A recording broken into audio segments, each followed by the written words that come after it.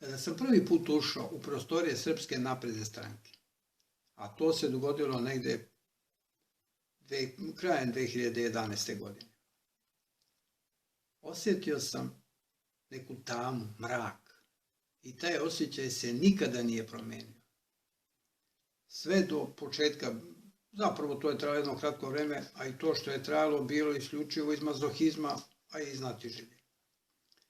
To mi je kao da ste ušli u neku mračnu komoru, punu bezličnih čovekolikih figura, bez komunikacionih i bilo kakvih drugih sposobnosti.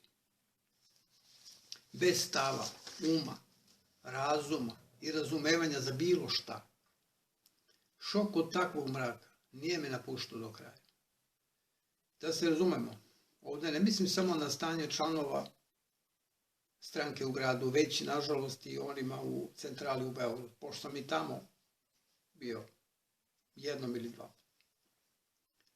Ti ljudi su bukvalno, bez razmišljanja i kajanja, u stanju da zarad ličnog interesa urade bilo šta. Verujte mi na reč, tu nema ni principa, ni morala, niti karaktera.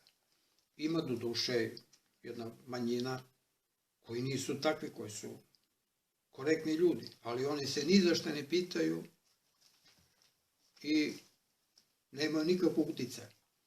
I zato vam tvrdim, ovo stanje u Srbiji neće proći samo od sebe i neće doneti ama baš ništa dobro, to vam jamčim. Ovo shvatite kao upozorenje, a ne kao mržnju ili ozlojeđenost.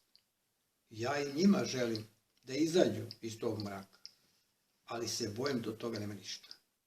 I da, ako se ne opametimo i ne preduzmemo nešto, uvalit će nas sve u taj njihov mrak.